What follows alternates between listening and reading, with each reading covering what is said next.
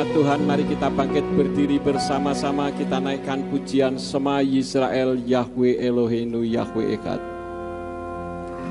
Shema Yisrael,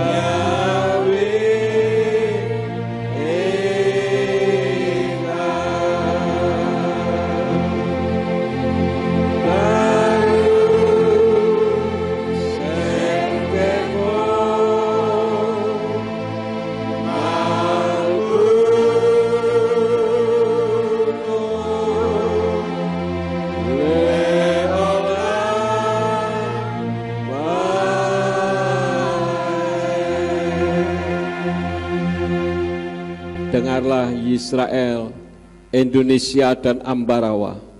Yahweh adalah Tuhan kita, Dia Echad.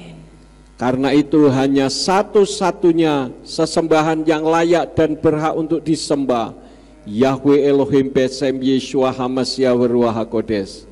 Terima kasih untuk pemeliharaan Tuhan di dalam kehidupan kami dari hari lepas hari, sehingga pada saat ini kami dapat berkumpul bersama-sama, kami dapat memuji-muji dan meninggikan nama-Mu. Sekarang ya Tuhan, waktunya untuk kami mendengar isi hati-Mu. Beri hikmat akal budi kepada hamba-Mu, berikan kemampuan kepada kami bukan hanya untuk mendengar firman-Mu saja, melainkan juga melakukannya di dalam kehidupan kami. Dan jika ada kuasa penguasa roh jahat di udara yang berusaha untuk merebut kebenaran firman dari dasar hati dan pikiran kami, kami tolak dan kami patahkan di dalam nama Yeshua Hamasya. Pergi kau keluar, tinggalkan tempat ini dan tinggalkan setiap hati dan pikiran kami, karena hati dan pikiran kami hanya kami tujukan bagi kebenaran firman saja. Terima kasih Bapa, tegur kami dan ajar kami supaya hidup kami semakin benar di hadapan-Mu. Demi nama Adonai Yeshua Hamasya, kami sudah berdoa dan mengucap syukur. Haleluya. Semua yang percaya katakan amin. Silakan duduk. Bapak Yahweh memberkati. Shalom Aleichem. Puji Bapak Yahweh, Bapak Ibu saudara sekalian. Pada saat ini saya akan membawakan firman yang saya beri judul 7 alasan kenapa Yeshua disalib. Sebetulnya bukan hanya 7, banyak sekali, tetapi saya sampaikan 7 saja. Di dalam kekristenan, Yeshua sebagai Tuhan disalib, dan ini banyak sekali terjadi penolakan. Khususnya kalau saudara yang suka surfing di internet, saudara akan melihat bagaimana banyak terjadi penolakan akhir-akhir ini. Dan memang harus terjadi demikian karena kedatangan Yeshua Hamasya sudah hampir tiba. Sehingga kitab suci katakan bahwa setan melipat gandakan kekuatan supaya bisa menyeret orang-orang benar. Nah, Bapak Ibu saudara sekalian, Yesus sebagai Tuhan disalib itu banyak penolakan karena apa? Yang pertama, orang mengatakan katanya Tuhan, kok disalib? Nah, ini yang harus kita pikirkan saudara-saudara. Karena kalau kita tidak memiliki pengetahuan tentang kekristenan, saudara datang ke gereja, pokoknya saya datang, saya tidak perlu belajar, ini gereja saya, maka kita akan tergelincir. Karena ketika orang mengatakan, katanya Tuhan, kamu mengaku Yesus Tuhan kan? Iya. Masa Tuhan disalib? Jawaban kita apa? Iya juga ya. Tuhan kok disalib? Nah, akhirnya iman kita rontok. Kemudian hal yang kedua, berarti bahwa anggapan Yesus itu sebagai Tuhan itu gugur. Karena Tuhan tidak mungkin disalib. Artinya bahwa Yesus itu hanya manusia biasa. Lalu kita mikir-mikir tambah menggeliang kepala, saudara-saudara. Akhirnya kita jawab di dalam hati, benar juga ya. Kemudian ada hal yang ketiga, semua orang yang disalib pada zaman itu adalah orang jahat. Artinya Yesus adalah orang jahat. Kembali yang ada di dalam hati kita ngomong apa, saudara? Benar juga ya.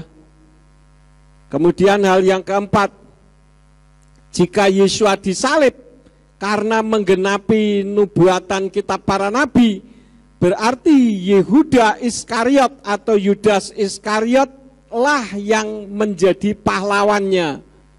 Kenapa? Karena kalau tidak ada Yehuda Iskariot, Yesus tidak disalib. Lalu jawaban di dalam hati kita apa? Iya juga ya. Selalu kita jawabnya pokoknya monggat manggut, iya saja. Nah, padahal Bapak Ibu Saudara sekalian, dengan disalibnya Yesua itu sebetulnya merupakan kemenangan Tuhan terhadap setan. Dan ini sudah dimulai sejak zaman Adam dan Hawa. Di dalam Kejadian pasal 3 ayat yang ke-15 dari Indonesian Literal Translation dikatakan, dan aku akan mengadakan permusuhan antara engkau dengan wanita ini, dan antara keturunanmu dengan keturunannya. Dia akan meremukkan kepalamu dan engkau akan meremukkan tumitnya. Ini merupakan nubuatan antara manusia menghadapi setan, saudara-saudara. Dan di situ merupakan nubuatan Yesua disalib. Di dalam Wahyu 12 ayat yang ke-9 dari Indonesian Literal Translation dikatakan, dan naga besar itu dilemparkan keluar, yaitu si ular tua yang disebut si Satan, yang menyesatkan seluruh dunia. Dia telah dilemparkan ke bumi dan para malaikatnya telah dilemparkan bersama dia. Kemudian satu lagi di dalam Wahyu 20 ayat yang kedua dari Indonesian Literal Translation katakan, dan dia menangkap naga itu, yaitu ular tua yang adalah si Satan, dan dia membelenggunya selama 1000 tahun. Jadi peperangan antara perempuan dengan setan itu sudah dimulai sejak jatuhnya Adam dan Hawa. Tuhan marah karena ciptaannya diperdaya. Maka dia katakan bahwa akan ada permusuhan antara engkau dengan wanita ini, yaitu keturunanmu dengan keturunannya. Dia akan meremukkan kepalamu dan engkau akan meremukkan tumitnya, akan menghancurkan setan, yaitu ketika Yesua disalib. Jadi sebetulnya Yesua disalib itu merupakan kemenangan, bukan merupakan kekalahan. Nah, sekarang yang menjadi pertanyaan 7 hal, 7 alasan kenapa Yesua disalib. Yang pertama, karena Yesua dianggap menghujat. Orang Yahudi berpikir bahwa Yesua itu menyamakan dirinya dengan Yahweh. Di dalam kitab Matius 9 ayat 2 dan 3 dan Matius pasal 26 ayat 63 sampai 65 mengajarkan kepada kita. Karena itu saya akan baca Matius 9 ayat 2 dan 3 dari Indonesian Literal Translation dikatakan demikian. Dan lihatlah, mereka membawa kepadanya seorang lumpuh yang terbaring di tempat tidurnya. Dan Yesua setelah melihat iman mereka, dia berkata kepada orang lumpuh itu, teguhkanlah hatimu nak, kepadamu sudah diampunkan dosa-dosamu. Dan lihatlah, beberapa ahli kitab berbicara di antara mereka sendiri, orang ini menghujat. Kenapa Yesua dianggap menghujat? Karena yang berhak mengampuni dosa di dalam diri manusia itu hanya Tuhan. Satu-satunya Tuhan yang disembah oleh orang Yahudi adalah Yahweh. Jadi Yesua dianggap menghujat Tuhan karena Yesua menyamakan dirinya sama dengan Yahweh yang mengampuni dosa manusia. Ini adalah salah pengertian, maka Yesua disalib. Karena itu kita patut mengucap syukur kalau saudara dan saya kita tidak salah pengertian. Yesua memang disalib karena dia adalah Elohim, yaitu Yahweh sendiri yang mengampunkan dosa. Termasuk dosa kita, saya dan saudara, semua yang nonton YouTube maupun yang melalui streaming dan radio, dosa-dosamu sudah diampunkan. Karena Yesua adalah Yahweh itu sendiri. Kemudian dianggap menghujat lagi karena Yesua mengaku sebagai Mesias. Tadi di dalam Matius 26 ayat 63 sampai 65 dari Indonesian Literal Translation dikatakan demikian. Namun Yesua tetap diam dan sambil menanggapi, imam besar itu berkata kepadanya, "Aku menempatkan engkau di bawah sumpah demi Elohim yang hidup, agar engkau mengatakan kepada kami jika engkau adalah Mesias, putra Elohim." Yesua berkata kepadanya, "Engkau telah mengatakannya, namun demikian aku berkata kepadamu, sejak sekarang kamu akan melihat Anak Manusia duduk di sebelah kanan yang Maha Kuasa dan datang di atas awan-awan di langit." Kemudian imam besar itu mengoyakkan jubahnya seraya berkata, "Dia telah menghujat. Mengapa kita masih membutuhkan para saksi? Lihatlah sekarang kamu telah mendengar hujatannya." Jadi dua hal Yesua dianggap menghujat. Karena yang pertama dia menyamakan dirinya dengan Yahweh karena dia mengampuni dosa. Itu yang pertama. Yang kedua, dia sebagai Mesias, saudara-saudara. Dan Yesua memang Mesias. Saya ulang lagi ayat yang ke-63. Namun Yesua tetap diam. Ini ketika Yesua diadili ya, saudara-saudara ya. Dan sambil menanggapi, imam besar itu berkata kepadanya, ini imam besar ya, berkata kepadanya, "Aku menempatkan engkau di bawah sumpah demi Elohim yang hidup, agar engkau mengatakan kepada kami jika engkau adalah Mesias, putra Elohim." Ini yang ngomong siapa, saudara-saudara? Imam besar. Yesua berkata kepadanya, "Engkau telah mengatakannya." Kenapa Yesua tidak mengatakan, "Ya, saya adalah Mesias"? Kenapa Yesua tidak mengatakan demikian? Karena Yesua belum disalib. Baru akan disalib. Karena itu Yesua tidak mengatakan, "Ya, saya Mesias", tetapi dia katakan, "Engkau sudah mengatakannya", yang artinya sama dengan, "Ya, saya adalah Mesias". Nah, di dalam Matius 16 ayat yang ke-20 sampai 21 dari Indonesian Literal Translation dikatakan demikian. Kemudian dia memberi perintah kepada para muridnya agar mereka tidak mengatakan kepada siapapun bahwa dia adalah Yesua sang Mesias. Sejak saat itu Yesua mulai menunjukkan kepada para muridnya bahwa seharusnya dia pergi ke Yerusalem dan menderita banyak hal dari para tua-tua dan imam-imam kepala dan para ahli kitab, dan dibunuh dan dibangkitkan pada hari yang ketiga. Jadi Yesua walaupun dia Mesias, ketika dia belum disiksa, belum dibunuh, kemudian pada hari yang ketiga dia bangkit, dia belum bisa disebut secara langsung bahwa dia adalah Mesias. Tetapi kenyataannya Yesua dibunuh atau tidak? Dibunuh. Yesua mati atau tidak? Mati. Yesua bangkit atau tidak? Bangkit. Jadi Yesua adalah Mesias. Tetapi orang Yahudi tidak berpikir seperti itu. Orang Yahudi berpikir dari apa yang dia lihat, sehingga mereka menganggap bahwa Yeshua itu adalah manusia biasa. Bukankah sekarang ini banyak orang menganggap Yeshua itu hanya manusia biasa? Walaupun banyak sekali orang-orang yang dijumpai oleh Yeshua. Pada akhir zaman ini banyak sekali orang yang berjumpa dengan Yeshua. Orang-orang yang menghujat Yeshua mati-matian tiba-tiba didatangi oleh Yeshua malam-malam dan sebagainya. Banyak sekali kesaksian-kesaksian di YouTube sekarang ini. Bagaimana orang yang anti, yang marah besar dengan Tuhan, tiba-tiba Tuhan berbicara kepadanya secara audible, bahkan langsung di depan matanya, melihat cahaya yang terang. Kemarin saya sempat nonton satu YouTube kesaksian dari seorang perempuan yang anti dengan kekristenan.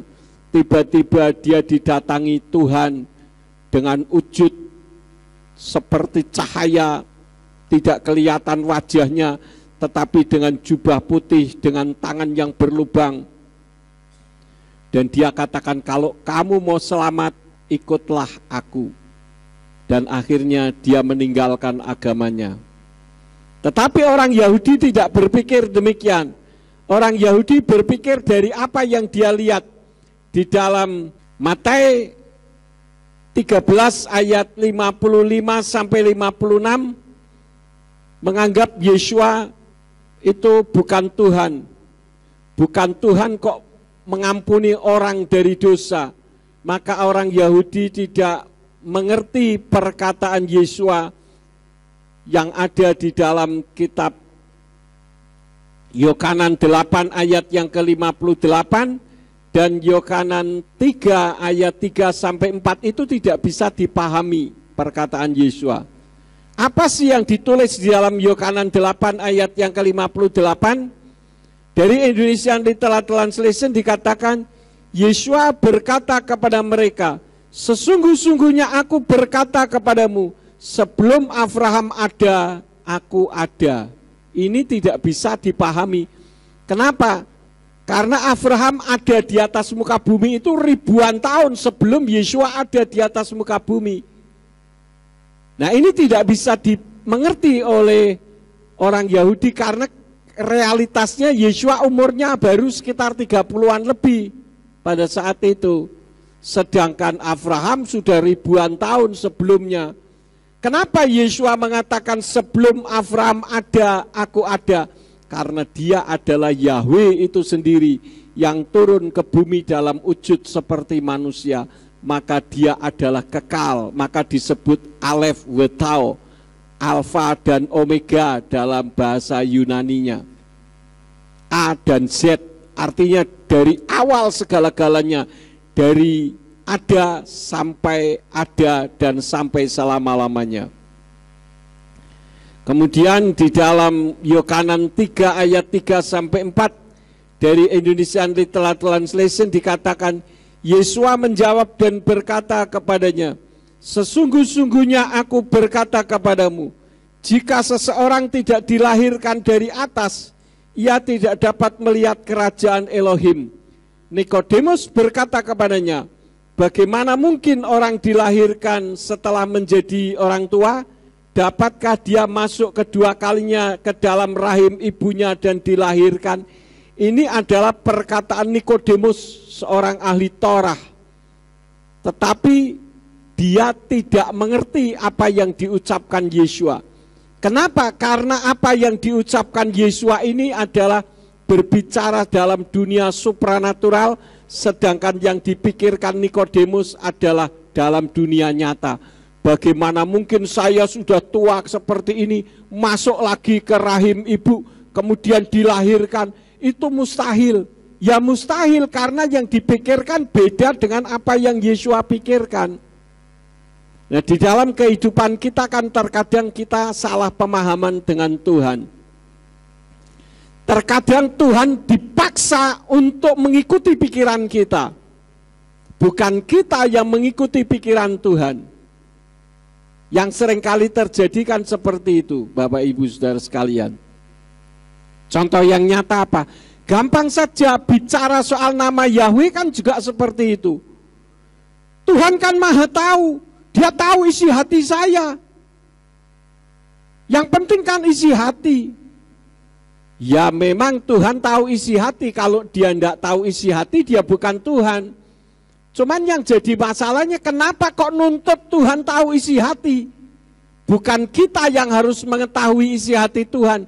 Bagaimana kalau namanya dipanggil dengan sembarangan, mau atau tidak, apalagi diganti-ganti seenaknya sendiri. Mau atau tidak, itu isi hati Tuhan. Dan kalau memang diisi hatimu itu Yahweh, kenapa mulutnya Allah atau Allah? Ini artinya munafik, tidak sejalan, padahal firman Tuhan katakan, kalau ya katakan ya, tidak katakan tidak. Jangan hatinya, Tuhan kan tahu isi hati saya, lah isi hatimu apa? Allah, buktinya keluar dari mulutnya Allah.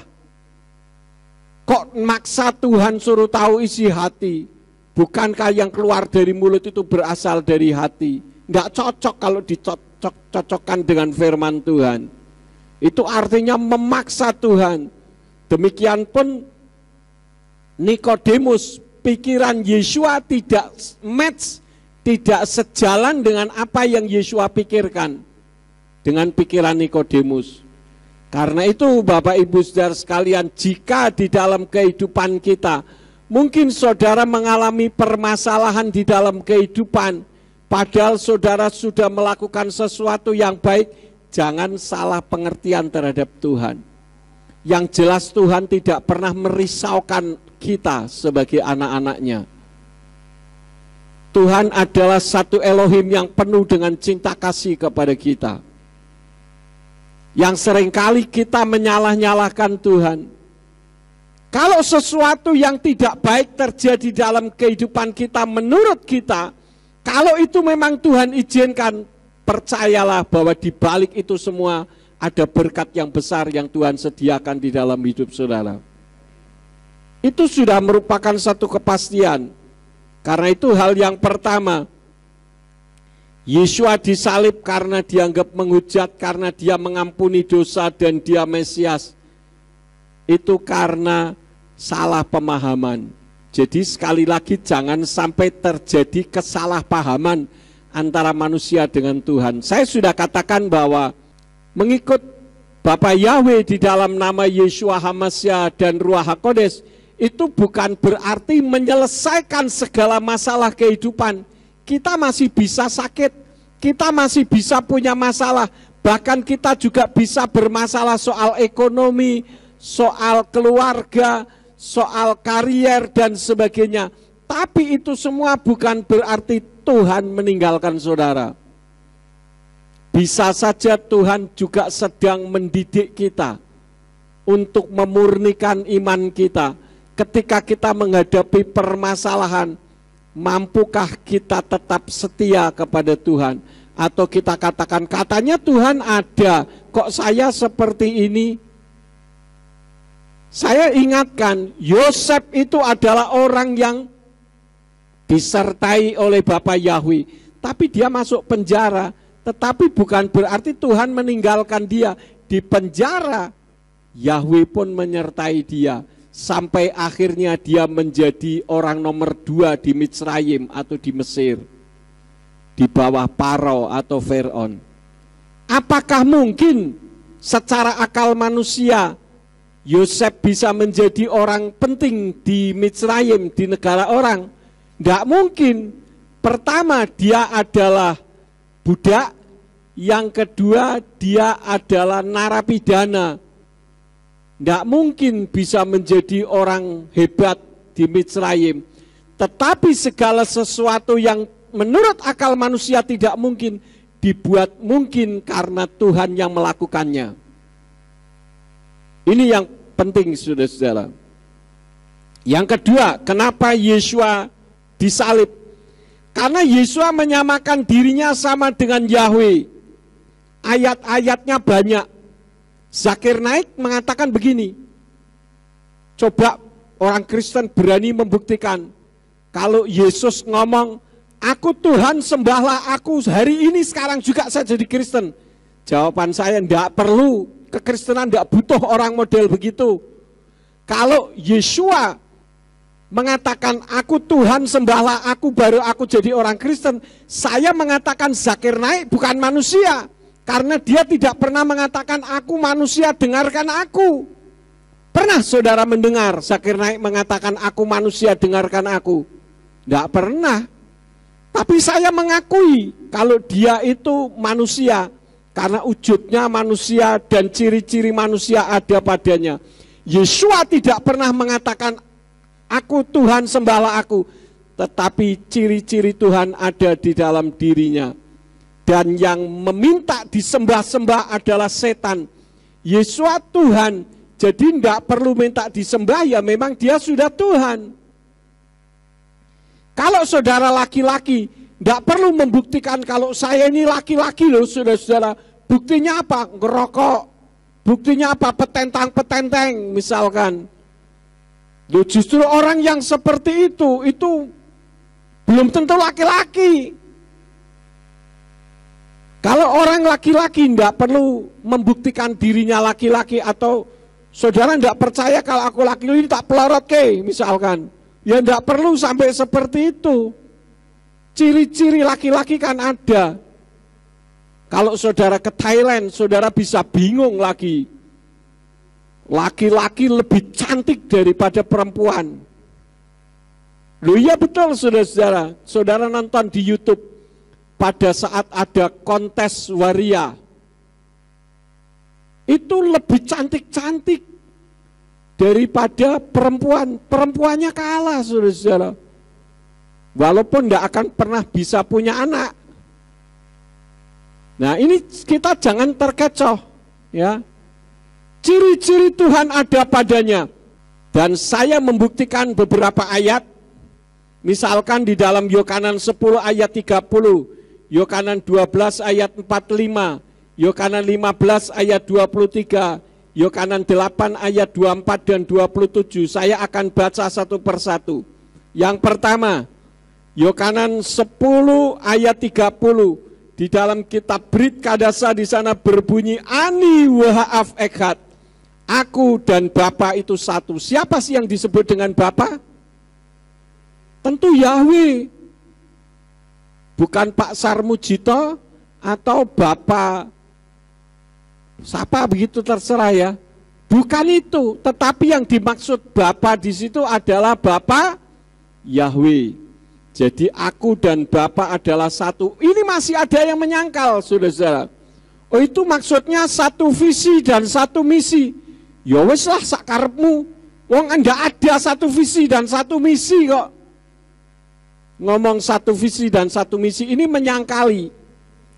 Kemudian di dalam Yohanan 12 ayat 45 di sana berbunyi Haroe oti roe et solki. Dan siapa yang melihat aku, ia melihat dia yang telah mengutus aku. Jadi kalau melihat Yesua sama dengan melihat dia yang mengutusnya. Siapa yang mengutusnya? Bapa Yahweh. Dalam hal ini, dalam peran tiga berganda, Yesua dalam kapasitas seperti manusia yang sempurna. Bukan manusia, Yesua bukan manusia. Kalau dulu pemahaman saya berpikir Yesua itu sama seperti pemahaman teolog-teolog dulu. 100% manusia, 100% Tuhan. Berarti Yesua berperan 200%. Memiliki kepribadian ganda. No, Yesua tidak berkepribadian ganda. Dia adalah Elohim yang turun ke bumi dalam wujud seperti manusia. Jadi Yesua bukan hanya sekedar firman-Nya Yahweh, tetapi dia adalah Yahweh itu sendiri. Mengatakan Yesua hanya firman-Nya Yahweh, itu tidak sesuai dengan isi hati Tuhan Yesua HaMashiach itu sendiri. Di dalam kitab Yohanan 1 ayat yang ke-1, saya ambil dari dua versi, yaitu versi Brit Kadasa yang PDF dengan Brit Kadasa yang ada program Android. Yang PDF katakan Beresit haya hadafar, wa hadafar haya imha Elohim, wa Elohim haya hadafar. Itu yang dari versi Android. Yang versi PDF berbunyi Beresit haya hadafar, wahadafar haya etha Elohim, wahu hadafar haya Elohim. Tidak ada perubahan sama sekali. Ya, hanya beda kalimatnya saja. Yang artinya pada mulanya ada firman. Ada firman dengan adalah firman itu beda. Kalau pada mulanya adalah firman, artinya pada mulanya itu firman. Padahal kalau pada mulanya ada firman, artinya firman itu ada. Memang sudah ada. Dan firman yang sudah ada itu bersama-sama dengan Elohim. Artinya Yeshua adalah firman-Nya Elohim. Tetapi ayatnya tidak berhenti sampai di situ. Itu masih koma. Dikatakan dan firman yang sudah ada itu Elohim. Makanya di sana dikatakan Beresit haya hadafar. Pada mulanya ada dafar itu. Artinya firman yang hidup atau dafar itu adalah firman yang khusus. Siapa? Tidak lain adalah Yeshua. Wahadafar, dan dafar yang itu haya etha Elohim, bersama-sama dengan Elohim. Wahu, dan dia hadafar atau dafar itu haya Elohim, adalah Elohim. Jadi Yeshua adalah Elohim, dia bukan manusia, saudara-saudara. Kemudian satu lagi ayatnya di dalam Yohanan 15 ayat yang ke-23 dikatakan, Hasne oti husne gam et avi. Siapa yang membenci aku, ia juga membenci Bapakku. Nah, ini orang Kristen yang aneh. Wes ora perlu Yahwe-Yahwean. Sudah ndak perlu Yahwe-Yahwean. Yang penting Yesus, katanya. Saya cinta Yesus, ya boleh-boleh saja. Tapi kitab suci mengatakan kalau engkau membenci aku, engkau membenci Bapakku. Artinya kalau kita membenci Bapa Yahweh, sama saja dengan membenci siapa? Yeshua. Jadi ini tidak bisa dipisah-pisahkan karena ini merupakan satu pribadi, bukan dua pribadi. Satu pribadi dalam dua manifestasi. Bisa dipahami saudara-saudara. Jadi tidak bisa kalau mengatakan yang penting Yesus. Ya itu kan menurut kamu yang penting Yesus. Yang penting Yeshua. Ada orang yang sudah mengenal kebenaran mengatakan yang penting Yeshua. Bapa Yahweh itu sudah lewat. Lah bagaimana mungkin sudah lewat? Dia katakan bahwa pemerintahannya kekal. Oh itu di perjanjian baru tidak ada Pak. Ya tidak ada, yang dibaca adalah kitab berbahasa Yunani. Sejak di Septuaginta, yaitu perjanjian lama dalam bahasa Yunani, nama Yahweh sudah diganti menjadi Kurios. Karena hurufnya tidak ada. Sama seperti Yahweh dalam kitab berbahasa Arab, itu tidak ada. Adanya Yahweh. Karena huruf Arab tidak mengenal vokal E. Jadi jangan tidak ada diada-adakan, yang ada ditiadakan. Yang disembah itu kekal, tapi yang menyembah sudah mati. Seperti Daud, Simpson, Gideon, Abraham, Yitzhak, Yakub, dan banyak lagi yang lain. Semuanya sudah mati. Lah kok di perjanjian baru masih ditulis. Nah yang disembah, yang kekal kok hilang. Siapa yang menghilangkannya? Setan yang menghilangkannya. Karena setan tahu betapa bahayanya nama Yahweh itu bagi dia. Dan nama Yahweh adalah nama yang sangat amat berkuasa, saudara-saudara. Kalau saudara beriman, maka nama itu sangat berkuasa. Saya kemarin mendapatkan sebuah kesaksian. Ada seseorang yang kena HIV, dokter sudah memvonis usianya paling-paling juga tinggal berapa hari lagi. Dia sudah tergeletak di ICU, tidak berdaya, saudara-saudara. Minta didoakan, saya doakan melalui HP. Beberapa hari berikutnya dokter menyatakan sehat dan pulang. dan bahkan sekarang sudah bisa jalan-jalan kemana-mana. Ini bukti bahwa nama Yahweh itu dahsyat luar biasa. Saya pernah diajak sama Dina masuk ke ruangan ICU tempat di mana dia bekerja. Ada seorang perempuan muda, belum punya anak, saudara-saudara. Dia tergeletak di ruang ICU, alat-alatnya banyak sekali sampai saya melihat orangnya itu kecil karena banyak alat-alatnya. Saya tanya sama Dina, sakitnya apa, Din? Dokter bilang katanya tubuhnya penuh dengan virus, tapi dokter tidak tahu virusnya apa. Sudah tinggal nunggu mati, saudara-saudara. Saya diminta untuk mendoakan, saya datang itu pertama kali saya masuk ke ruang ICU tempat di mana Dina bekerja. Semua serba modern. Saya doakan, 1 bulan berikutnya saya mendengar berita ibu itu pulang ke rumah. Dan beberapa bulan berikutnya terdengar bahwa ibu itu hamil dan sekarang sudah punya anak. Jadi hal-hal yang mustahil dalam pikiran manusia, tidak ada hal yang mustahil dengan nama Bapa Yahweh Besem Yeshua HaMashiach. Maka dari itu setan takut, saudara-saudara. Maka dikatakan Yahweh itu tidak ada di perjanjian baru, tidak ada. Tergantung dari kitab apa yang dibaca. Kalau dalam kitab Brit Kadasa nama Yahweh itu ada 232 kali nama disebut. Saya kan juga membuat buku itu ya, perbandingan antara nama Yahweh melalui kitab King James Version itu dengan LAI sama Brit Kadasa. Jadi Bapak Ibu Saudara sekalian, kalau membenci Yeshua berarti membenci Yahweh, membenci Yahweh berarti membenci Yeshua. Tidak bisa dipisah-pisahkan. Lagi di dalam Yohanan 8 ayat yang ke-24 dan 27 di dalam Brit Kadasa berbunyi demikian. Laken amarti lakem kita mutu vekato tekem ki imlo ta'aminu fiki anihu tamutu vekato tekem wahemlo hefinu zot ki al-ha'af diber alehem.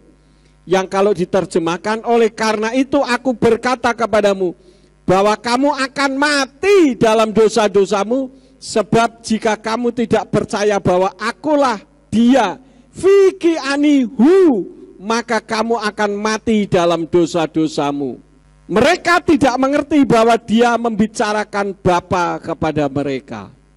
Jadi yang sedang Yeshua katakan, engkau akan mati dalam dosa-dosamu apabila engkau tidak mengakui aku adalah dia. Yang dimaksud dia di situ adalah Bapa Yahweh, engkau tetap mati dalam dosa-dosamu. Tapi orang Yahudi tidak bisa mengerti. Makanya Yeshua disalib. Jadi penganiayaan terhadap Yeshua adalah akibat ketidaktahuan. Berapa banyak sekarang orang yang menyalibkan Yeshua, mengatakan Yeshua itu bukan Tuhan, dia hanya manusia biasa, pujangga besar, pendiri agama, apalah jabatan-jabatan yang disematkan dalam dirinya. Tetapi saya katakan saudara dan saya adalah orang yang beruntung karena kita mengakui Yeshua adalah Yahweh. Kemudian yang ketiga, kenapa Yeshua disalib? Karena menyambung kembali hubungan manusia dengan Elohim, maka setan tidak terima. Saat Adam dan Hawa jatuh di dalam dosa, hubungan antara manusia dengan Elohim terputus. Tetapi Bapa Yahweh yang bucin, budak cinta terhadap manusia, berusaha untuk meraih hubungan dengan manusia. Ketika Adam dan Hawa jatuh di dalam dosa, yang membuat jatuh di dalam dosa itu siapa? Setan yang bermanifestasi melalui ular. Dan sebetulnya yang menyalahi aturan itu manusia atau Yahweh yang memutuskan hubungan? Manusia yang memutuskan hubungan. Tetapi Yahweh ini budak cinta terhadap manusia, diburu terus. Ya, budak cinta kan seperti itu. Anak muda saling jatuh cinta, kuamplengi ya tetap cinta. Ya. Karena sudah jadi budak cinta. Seperti yang Pak Simeon katakan, saya ajarkan kepada saudara khususnya yang perempuan-perempuan nih, jangan jadi budak cinta. Kalau kalian masih pacaran, pacar kalian itu sudah belum apa-apa mengumpat-ngumpat, apalagi sampai main pukul, putuskan, bubar. Kalau enggak kalian hidup akan menderita. Paham saudara-saudara? Tapi gantengnya koyok bintang film ya Pak. Ya kawin aja sama bintang film. Menikah itu bukan lihat gantengnya atau cantiknya, tapi lihat hatinya, lembut enggak begitu. Kalau belum apa-apa saja sudah ngamplengi, besok kalau sudah jadi suami istri jangan-jangan dipiting terus.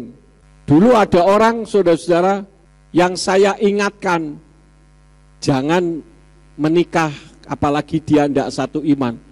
Tapi dia mau kok ngantar ke gereja. Walah baru ngantar ke gereja aja kok wis diseneng gitu loh. Betul giliran sudah menikah ditanya, kamu sekarang milik saya atau bukan? Ya milik emas katanya. Nah kalau milik emas maka mulai minggu depan kamu tidak usah ke gereja. Kalau kamu ke gereja berarti kamu miliknya Yesus, bukan milik emas. Sudah menderita sudah. Sekali waktu pergi ke gereja, digerebek sama suaminya, sama teman-temannya. Kebetulan suaminya polisi. Saya sempat kaget, datang rombongan ada polisi bawa mobil, tak pikir mau nangkep saya. Ternyata membawa anaknya. Karena ikut sekolah minggu ketahuan, dibawa pulang. Dan suaminya kan, polisi kan diajari karate ya. Istrinya jadi sparring partner, saudara. Mungkin tidak ada lawannya, jadi istrinya sering dilawan. Datang-datang kepada saya minta cerai. Siapa suruh menikah dulu? Enggak berapa lama hamil lagi. Jadi manusia memutuskan hubungan dengan Elohim, tetapi Elohim sangat mengasihi manusia karena dia budak cinta. Karena itu di dalam kitab Injil Yohanan pasal 3 ayat yang ke-16 dari Brit Kadasa berbunyi, Kiko ahav Elohim et haolam, atkinatan et beno yekido, lemaan lo yofat kal haamimbo, elayin kal kaye olam. Sebab Yesus Elohim demikian mengasihi dunia ini, sehingga dia mengaruniakan putranya yang tunggal, supaya setiap orang yang percaya kepadanya tidak akan binasa, melainkan beroleh hidup yang kekal. Ini dijadikan lagu, ya. Kiko ahav Elohim et haolam. Kita bisa enggak lagu itu? Bisa ya. Jadi saya enggak perlu nyanyi lagi, saudara, saya bisa. Jadi Yeshua itu bukan kasih terhadap orang Yahudi, bukan kasih terhadap orang Kristen, tidak, tetapi terhadap seluruh dunia. Mungkin saudara yang nonton YouTube ini juga termasuk orang yang membenci Yeshua. Saya kasih tahu, Yeshua mengasihimu. Bukan mengasihi orang Kristen saja, bukan mengasihi orang Yahudi saja. Bahkan orang Yahudi tidak mengakui Yeshua sebagai Elohim. Dan orang Kristen juga banyak yang tingkah lakunya lebih jahat daripada orang yang bukan Kristen. Karena itu Tuhan tidak mengasihi hanya orang Kristen, hanya orang Yahudi, tetapi dia mengasihi seluruh dunia. Semua manusia di atas muka bumi yang mau hidup mencari keselamatan, dia menjadi pelaku firman. Itu yang dikasihi oleh Tuhan. Itu yang ketiga. Yang keempat, kenapa Yeshua disalib? Karena Yeshua harus memang disalib supaya menjadi Tuhan atas orang-orang mati juga. Roma 14 ayat yang ke-9 dikatakan, sebab karena hal inilah Masiah telah mati dan bangkit dan hidup kembali, supaya dia menjadi Tuhan baik atas yang mati maupun atas yang hidup. Jadi Yeshua mati, dia ada di dunia orang mati, artinya kalau saudara sudah mati, Tuhannya tetap sama, yaitu Yeshua HaMasiah. Maka dia harus mati. Ini menurut ayat ini, saudara-saudara. Dan ini ditulis oleh Rabi Saul, seorang teolog handal pada zaman itu. Kita tahu siapa Rabi Saul. Dia adalah muridnya Gamaliel, cucu perguruannya Hillel. Orang yang top pada zaman itu. Kalau sekarang mungkin profesor, doktor, otor-otor apa titelnya panjang-panjang begitu. Dia mengatakan bahwa Yesua memang harus mati supaya dia menjadi Tuhan atas orang-orang mati. Dan ketika Yesua mati, yang mati apanya? Yang mati apanya? Hanya tubuhnya saja yang mati. Tetapi rohnya turun ke dunia orang mati untuk memberitahu, untuk menginjil kepada dunia orang mati. Nah, ini yang disalahartikan sehingga ada berita penginjilan dunia orang mati. Yesua turun ke dunia orang mati itu untuk memberi kabar baik. Injil itu artinya kabar baik. Kabar baiknya apa? Di balik kematian ada kehidupan. Itu berita Injil. Tetapi kitab suci tidak mengatakan bahwa terjadi pertobatan. Nah, kalau gitu enak, saya tinggal pesan saja sama saudara. Saudara-saudara, saya pesan ya, nanti kalau saya mati tolong diinjili ya, supaya saya bertobat dalam dunia orang mati. Lah kok enak men? Sekarang hidupnya merosal-merosali, mau apa saja bisa. Mau berzinah lakukan saja, mau mencuri lakukan saja, mau membunuh lakukan saja. Yang penting nanti kalau mati tolong injili saya. Lah kok enak saudara-saudara? Nggak ada itu. Kalau gitu nanti kalau bertobat terus bukti pertobatannya apa?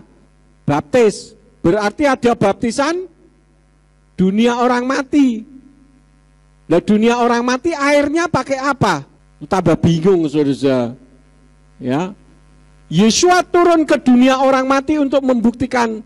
Dia turun ke dunia orang mati tak pada zaman siapa? Pada zaman Noah, pada zaman Nuh. Karena orang yang hidup pada zaman Noah pada saat itu, mereka berpikir kematian itu urusan nanti. Makanya ketika Noah katakan, "Hei, bertobat, aku membuat bahtera," kira-kira kalau di rekonstruksikan ya, nanti dunia ini akan ditenggelamkan. Bikin kapal kok di gunung. Gimana saudara? Orang bikin kapal di mana? Ya di pantai. Begitu sudah tinggal didorong kan gitu. Lah kok di gunung, lah kepiye caranya? Diketawain. Orang yang benar itu seringkali diketawain orang yang tidak benar. Bagi saya enggak masalah saudara-saudara. Berapa banyak orang ngetawain saya? Bagi saya enggak masalah, kamu punya mulut ya pakai untuk ketawa lah. Lebih baik ketawa daripada nyureng-nyureng. Tetapi mereka yang mentertawakan ketika hujan rintik-rintik, mereka bisa hujan-hujanan, segar hujan-hujanan. Tapi kok hujannya tambah gede. Lah sudah banjir sak polok kaki kok enggak berhenti-berhenti. Tiba-tiba selutut kok enggak berhenti-berhenti. Tiba-tiba sedada kok enggak berhenti-berhenti. Tiba-tiba serumah sudah naik ke rumah kok enggak berhenti-berhenti. Sampai ke gunung kok enggak berhenti-berhenti. Akhirnya tenggelam semua. Baru mereka pada saat mungkin berenang-berenang mengatakan, benar juga apa yang dikatakan Noah itu. Tapi semua sudah terlambat. Kekristenan sekarang ini banyak ditertawakan.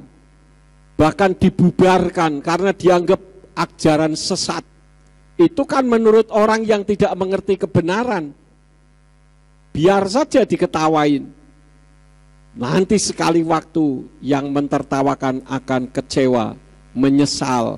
Karena melihat satu realitas bahwa yang selama ini dianggap lurus jalannya, tetapi ujungnya menuju maut, saudara-saudara ya. Jadi Yesua turun ke dunia orang mati itu untuk memberitahu bahwa di balik kematian ada kehidupan. Mereka itu ada di dalam penjara, mereka tidak menyadari kalau mereka hidup di penjara dalam kekekalan. Maka Yesua turun memberitahu kepada mereka. Jadi tidak ada pertobatan dalam dunia orang mati. Itu yang keempat. Sekarang yang kelima. Kenapa Yesua disalib? Setan takut Yesua mati. Karena berarti setan dikalahkan, dan dengan matinya Yesua berarti Yesua benar sebagai Mesias. Wahyu 12 ayat 11. Dan mereka telah menaklukkannya melalui darah anak domba dan melalui perkataan kesaksian mereka. Mereka tidak menyayangi jiwa mereka bahkan sampai pada kematian. Yesua saat mati mengatakan, sudah selesai. itu bukan seperti apa yang disangkakan orang. Torah sudah tidak berlaku lagi. Itu keliru, saudara-saudara. Yohanan 19 ayat yang ke-30. Wa yitam Yeshua min hakomet wa yomer nislam wayet et roso wa yafkit et ruko.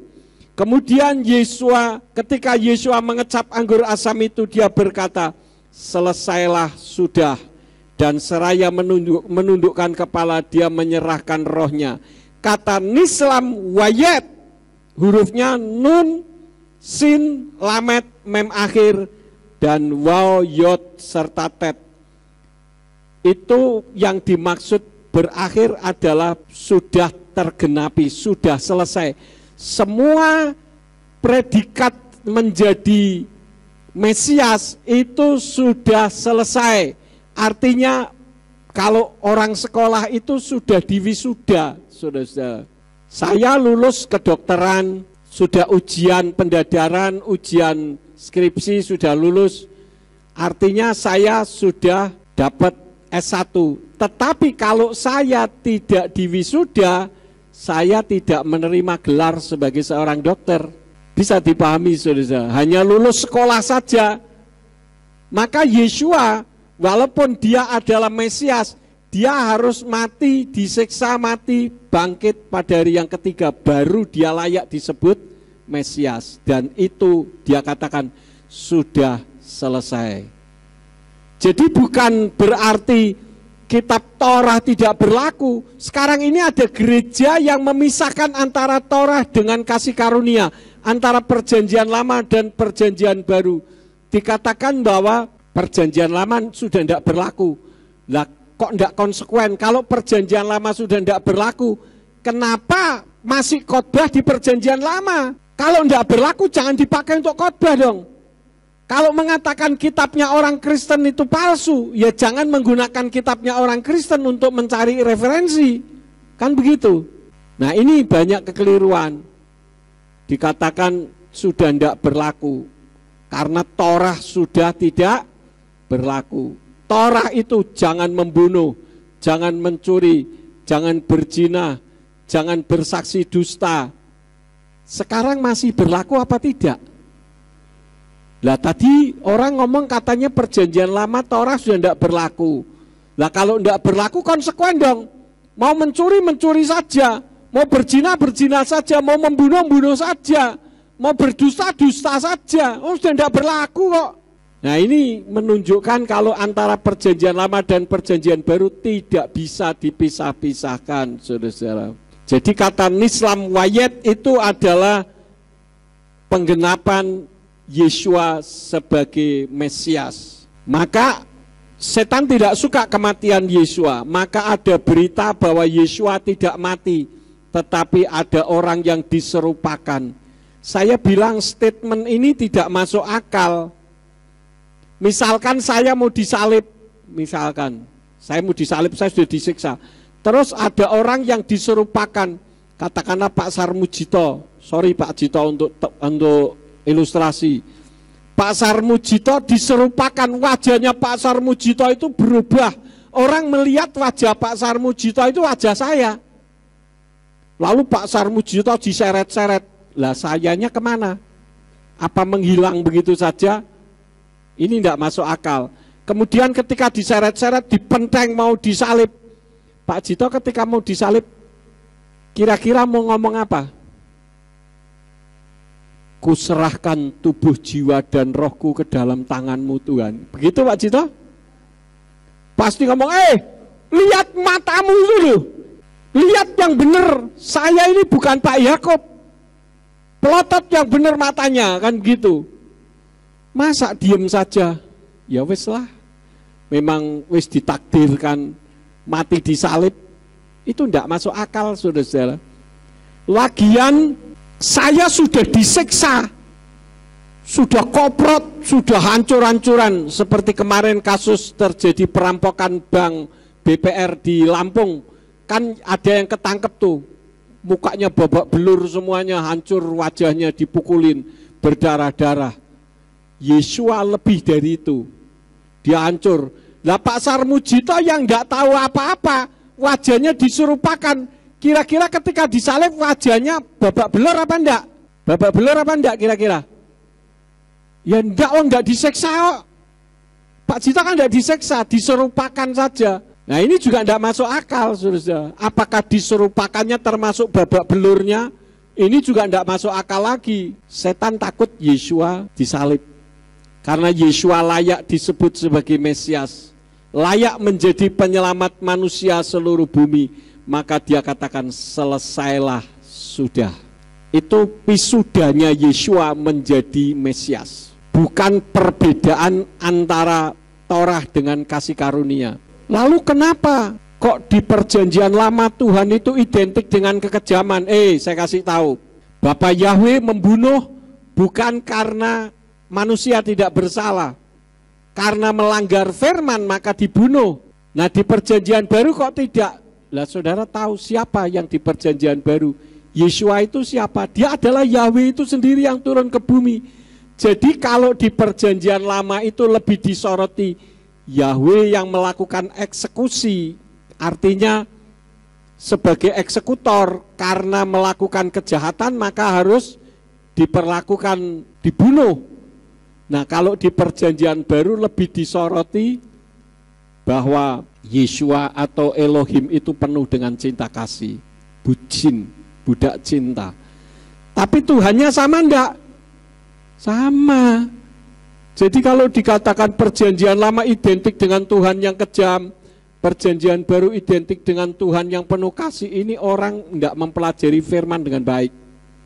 Tuhannya sama kok karakternya berbeda, ajarannya kok berbeda. Enggak ada bedanya. Kenapa? Karena ayatnya dipotong-potong. Coba kita lihat bersama-sama di dalam Roma 8 ayat yang ke-1. Bisa ditayangkan? Nah, ini apa? Indonesian Literal Translation ya. Oleh karena itu sekarang tidak ada penghukuman bagi mereka yang ada di dalam Hamasia Yesua, yang tidak hidup menurut daging tetapi menurut roh. Bisa enggak ditayangkan yang LAI? Coba ditayangkan yang LAI. TB. Nah itu. Nah, coba di situ bunyinya apa? Demikianlah sekarang tidak ada penghukuman bagi mereka yang ada di dalam Kristus Yesus. Pokoknya ada dalam Kristus Yesus tidak ada penghukuman. Makanya sekali selamat tetap selamat, sekali merdeka tetap merdeka, sekali di udara tetap. Nah itu slogannya apa? RRI. Nggak ada itu. Ayatnya ini disunat, saudara-saudara. Ayatnya disunat. Coba perhatikan. Demikianlah sekarang tidak ada penghukuman bagi mereka yang ada dalam Kristus Yesus. Wes titik sampai di situ. Sekarang lihat lagi yang ILT. Yang ILT. Oleh karena itu sekarang tidak ada penghukuman bagi mereka yang ada dalam Hamasia Yesua. Titik sampai di situ tadi kan. Ternyata masih koma. Yang tidak hidup menurut daging tetapi menurut roh. Ini kalau orang membedakan antara perjanjian lama dan perjanjian baru itu antara Torah dan kasih karunia. Torahnya yang mana? Ayat ini. Jangan ditutup. Nah. Oleh karena itu sekarang tidak ada penghukuman bagi mereka yang ada di dalam Hamasia Yesua, yang tidak hidup menurut daging tetapi menurut roh. Torahnya yang mana? Yang tidak hidup menurut daging tetapi menurut roh. Itu Torahnya, hukumnya itu. Lah kasih karunianya apa? Tidak ada lagi penghukuman di dalam Yesua Hamasia. Tetapi itu koma, masih koma. Jadi jangan enak-enak orang bilang, jadi Kristen pasti selamat. Dah kok enak suruh melakukan firman, hidup menurut roh bukan menurut daging. Jadi ada sanksinya. Seperti dulu waktu saya masih ngajar jadi guru SMP, ada anak enggak pernah ikut pelajaran saya kok diberi angka 7 oleh guru agama lain. Ngamuk saya, tak panggil gurunya. Kenapa Bapak memberi nilai anak saya 7 padahal dia enggak pernah ikut pelajaran agama yang saya ajar. Pak, ini kan negara Indonesia, kalau tidak diberi nilai kan sama saja PKI. Nah itu urusan saya, bukan urusan Bapak. Saya mendidik. Saya bilang begitu. Panggil anaknya. Panggil saudara-saudara. Ditanyain sama kepala sekolahnya. Benar kamu tidak pernah ikut pelajarannya Pak Yakub? Ya Pak, kuampleng di depan saya, ceprot gitu. Dalam hati saya, kapokmu kapan weh? Guru agama penuh kasih itu bukan seperti gurunya Bu Yakub dulu. Gurunya Bu Yakub itu sudah tua. Itu yang saya gantikan, saudara. Orang mau ikut pelajaran, ikut enggak pusing. Yang penting pokoknya dia ngajar. Nanti dia ngajar, muridnya ngobrol sendiri juga enggak masalah. Saya enggak bisa, saudara. Saya ngajar, orang harus dengar dengan baik. Dia enggak pernah masuk, giliran sekalinya sudah diadili begitu dia masuk. Masuk sudah terlambat, duduk langsung magrot gitu kursinya. Terus kursinya digoyang-goyang sengaja. Marah saya, saudara. Siapa itu tadi yang barusan masuk? Enggak punya aturan. Semua diem, langsung suasana sepi, saudara. Saya bilang, saya tanya punya telinga enggak? Siapa yang bisa jawab? Mungkin dipikir ini satu-satunya guru agama tukang ngamuan. Ya sudah, biarin aja. Saya bilang, coba tadi yang baru masuk, yang bunyi-bunyikan kursi tadi, berdiri. Anaknya berdiri, badannya gede, saudara-saudara. Ya. Dia pikir saya takut menghadapi badan gede gitu. Enggak takut saya. Oh guru itu menangan. Ya, langsung saya bilang, kamu punya aturan enggak? Kalau jadi orang Kristen itu punya aturan enggak? Ya Pak, keluar. Kalau kamu mau ikut pelajaran saya, keluar mulai lagi, masuk dari luar, bagaimana caranya? Dia masuk, ketuk-ketuk pintu. Permisi, ya saya bilang, oh iya silakan masuk. Masuk saudara-saudara, terus duduk. Saya bilang, nah gitu, orang Kristen enggak punya aturan. Saya jadi mikir, kenapa Yesua sudah tahu Yehuda Iskariot itu nakal, jahat kok dipilih? Ya toh? Akhirnya saya meniru caranya Yesua. Pada saat ganti buku pelajaran, saya fotokopi, saya kasihkan dia, saya kasih tugas, saudara-saudara. Cepet, ya. Rupanya dia kurang kasih sayang orang tua. Jadi dia langsung ngomong sama temennya, nih, ayo ganti ongkos fotokopi sekian, cepet, keluarin kan anak-anak takut sama dia. Jadi cepet, sudah tahu sudah terkumpul semua. Pak, ini sudah selesai, saya puji ya, bagus seperti itu. Akhirnya dia jadi anak baik, saudara-saudara, ya. Jadi jangan salah pengertian, saudara-saudara, ya. Ini jadi ngelantur kemana-mana. Nah, Yesaya 52 ayat 14, di sana dikatakan, ketika banyak orang tertegun atasmu, keburukan rupanya lebih daripada manusia manapun, dan keburukan bentuknya lebih daripada manusia. Jadi ketika Yesua katakan sudah selesai dengan wajah yang hancur itu tidak sesuai dengan orang yang katakan diserupakan tadi, ya. Yang kelima, yang keenam, Yesua disalib karena menggenapi nubuatan kitab para nabi, maka setan tidak terima dan marah. 1 Korintus 15 ayat 3 dikatakan, sebab dari pertama aku telah menyerahkan kepada kamu apa yang telah aku terima juga, bahwa Mesias telah mati ganti dosa-dosa kita sesuai dengan kitab suci. Sesuai dengan kitab suci yang mana? Yang ada di dalam Yesaya 53 ayat 5-12. Saya tidak akan baca semuanya. Saya baca satu ayat saja, ayat yang kelima dikatakan, namun dia ditikam karena pemberontakan kita, diremukkan karena kejahatan kita, ganjaran demi keselamatan kita ditimpakan atasnya, dan melalui bilurnya dia telah menjadi kesembuhan bagi kita. Jadi Yesua disalib itu karena menggenapi nubuatan kitab para nabi. Maka setan takut Yesua disalib, maka dikatakan Yesua tidak disalib. Padahal itu merupakan satu kemenangan. Nah sekarang ini dikatakan Tuhan kok disalib, ya karepmu toh. Yang penting dengan Yesua disalib itu merupakan kemenangan, tidak seperti apa yang kamu pikirkan. Ya. Yang ketujuh, yang terakhir. Sekaligus dengan Yesua disalib membuktikan bahwa dunia ini penuh dosa.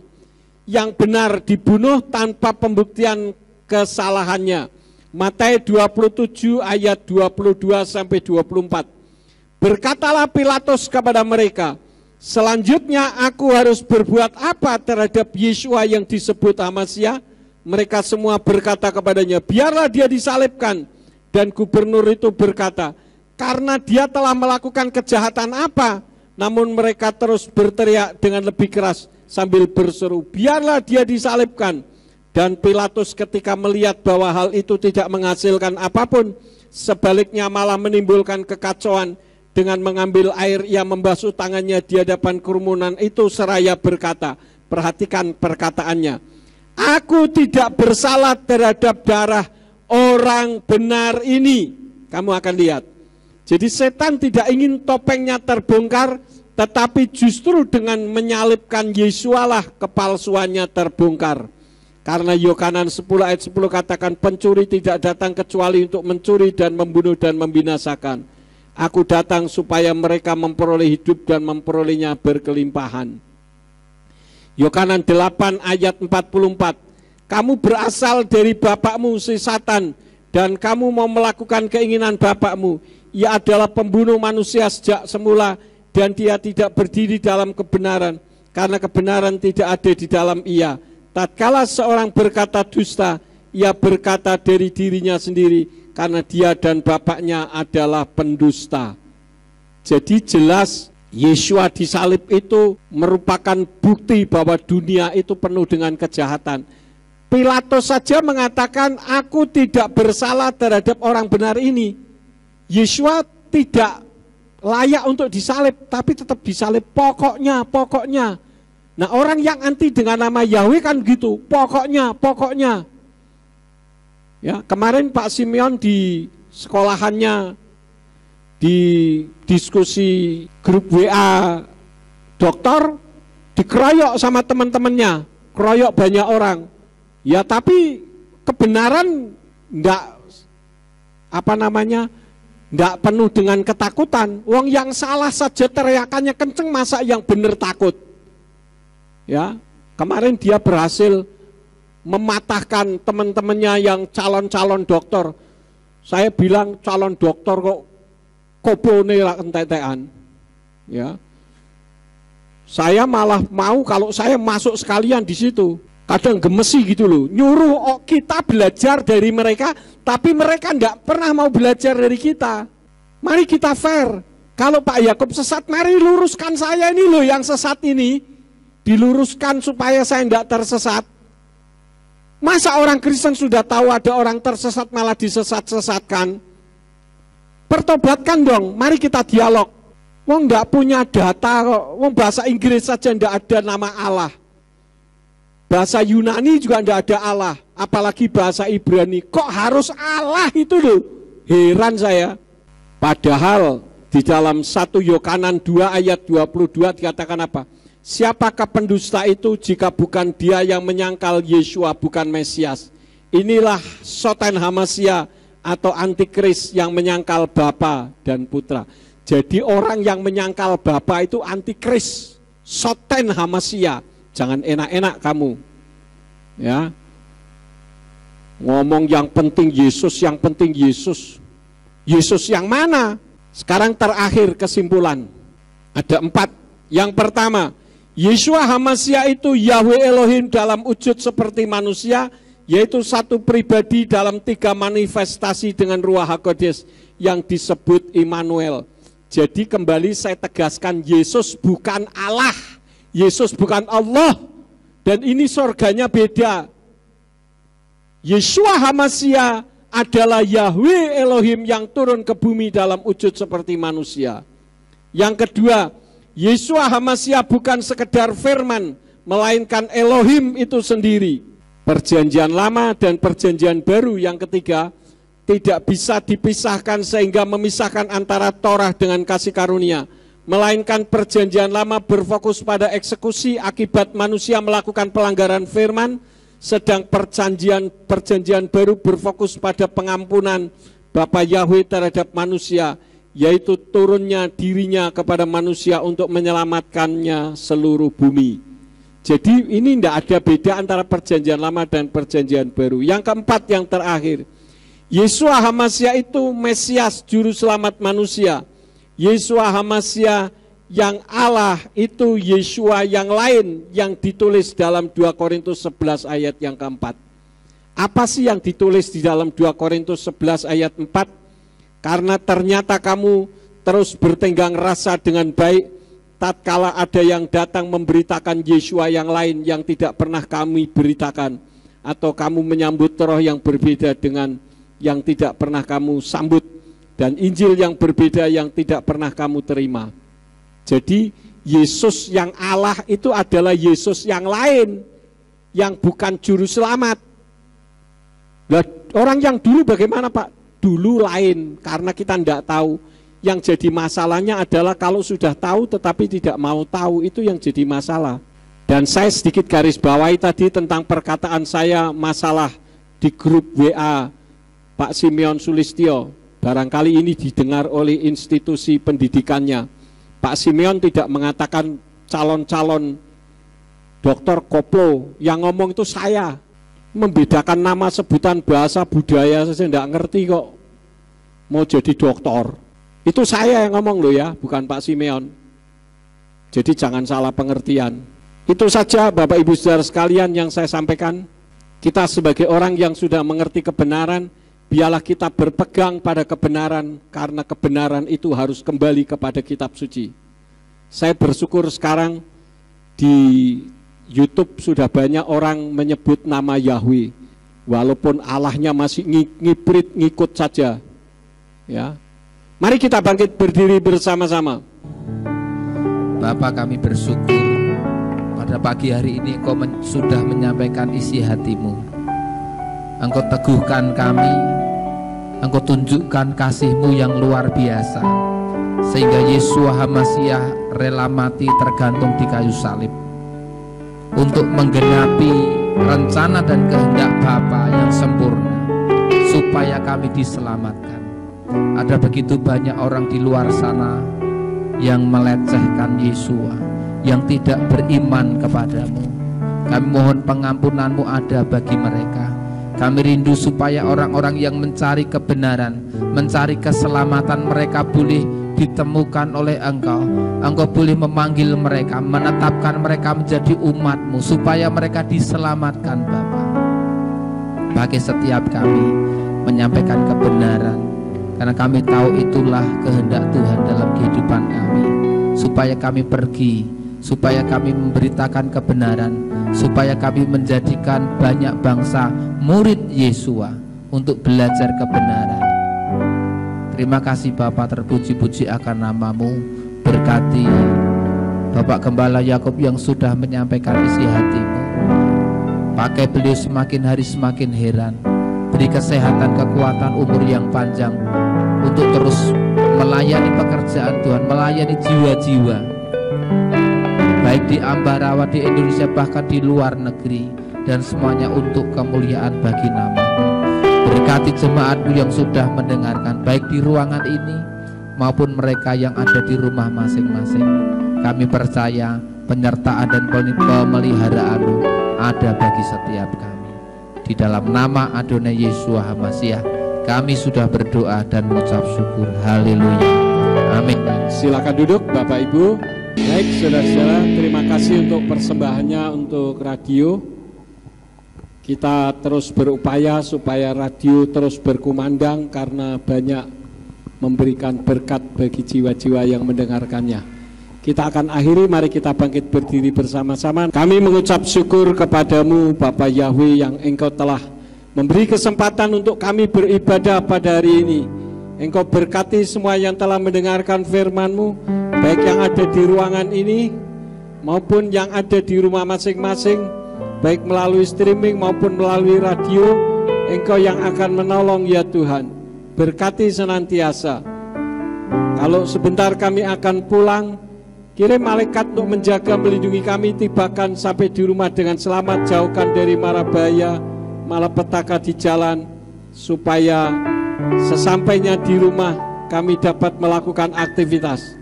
Dan semua aktivitas yang dikerjakan yang tidak bertentangan dengan firman-Mu, kiranya dibuatnyalah oleh Engkau berhasil, supaya dengan keberhasilan itu dapat dikembalikan lagi guna hormat dan kemuliaan bagi nama-Mu. Semua tangan-tangan yang sudah memberikan korban untuk radio, Tuhan berkati. Dan kami menyerahkan untuk radio Surya Kebenaran, agar terus berkumandang dan memenangkan jiwa-jiwa untuk kemuliaan Bapa Yahweh. Semua yang sudah ambil bagian di dalam pelayanan pada hari ini, Engkau pakai semakin hari semakin heran. Terima kasih Bapa, sekarang berkatilah kami karena kami siap menerima berkat daripada-Mu. Mari kita angkat kedua belah tangan kita untuk menerima berkat Yahweh. Yifarka Yahweh wa yismereka. Yahweh memberkati engkau dan memelihara engkau. Yair Yahweh panah oleh kawi koneka. Yahweh menyinari engkau dengan wajahnya dan memberi engkau anugerah. Yisa Yahweh panah oleh kawi Yashem leka shalom. Yahweh menghadapkan wajahnya kepadamu dan memberi engkau damai sejahtera. Diberkatilah engkau di kota dan diberkatilah engkau di ladang. Diberkatilah buah kandunganmu, hasil bumimu dan hasil ternakmu, yakni anak lembu sapimu dan kandungan kambing dombamu. Diberkatilah bakulmu dan tempat adonanmu. Diberkatilah engkau pada waktu masuk dan diberkatilah engkau pada waktu keluar. Sekarang pulanglah dan terimalah berkat. Kasih Bapa Yahweh Sang Pencipta, kasih karunia Adonai Yeshua HaMashiach Sang Pembeli Jiwa, dan Ruach HaKodes menyertai saudara sekalian sampai Maranatha. Adonai Yeshua HaMashiach datang kembali untuk yang kedua kali dan mengangkat kita semua. Haleluya.